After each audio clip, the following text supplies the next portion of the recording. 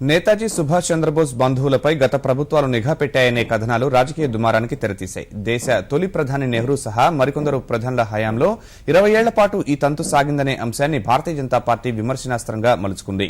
నిఘా పెట్టడం కాంగ్రెస్ జన్యువులోనే ఉందని ఎద్దేవా చేసింది. ఈ ఆరోపణల్ని ఖండించిన కాంగ్రెస్ నేతలు అధికార పక్షం ఉద్దేశపూర్వకంగానే బురద చల్లుతోందని మండిపడ్డారు. పూర్తి వివరాలు బహిర్గతం చేస్తూ ప్రధాని ప్రకటన చేయాలని డిమాండ్ చేశారు.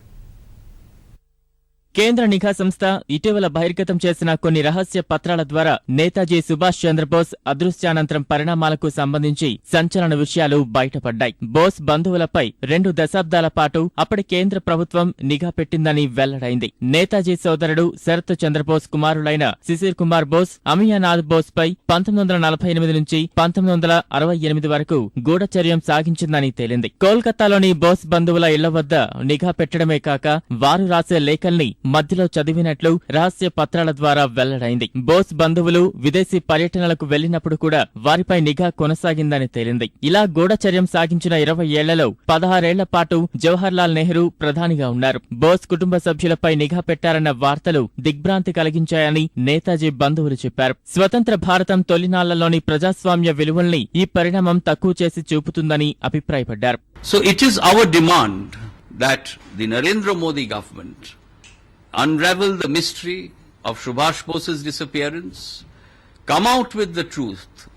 What is the exact reasons for surveillance on members of the Bose family in independent India?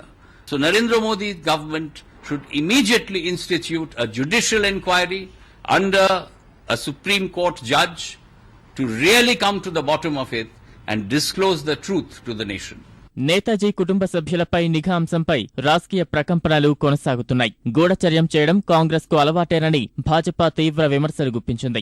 I certainly feel that snooping has been a part of the Congress's DNA.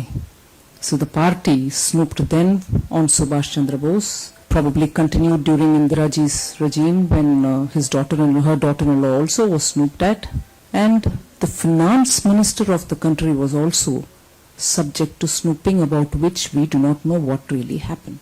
Bose బంధువులపై నిఘా పెట్టారన్న ఆరోపణల్ని ఖండించిన కాంగ్రెస్ నేతలు జాతీయ నాయకుల్ని అపఖ్యాతి పాల్చేయాలనే దురుద్దేశంతో కేంద్ర ప్రభుత్వం కొన్ని విషయాల్ని పాక్షికంగా వెల్లడిస్తోందని మండిపడ్డారు. రహస్య దస్త్రాలకు సంబంధించి కొంత భాగాన్ని బహిర్గతపరచడం వెనుక అసలు కారణమేంటని ప్రశ్నించారు.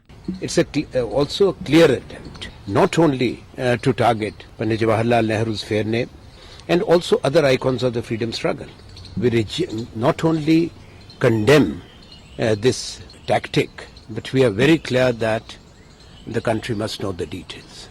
నేతాజీ బంధువులపై నిఘాకు సంబంధించిన దస్త్రాలన్నింటినీ బహిర్గతం చేయడం సహా ఈ అంశంపై ప్రధాని, హోంమంత్రి తక్షణమే ప్రకటన చేయాలని కాంగ్రెస్ నేతలు డిమాండ్ చేశారు.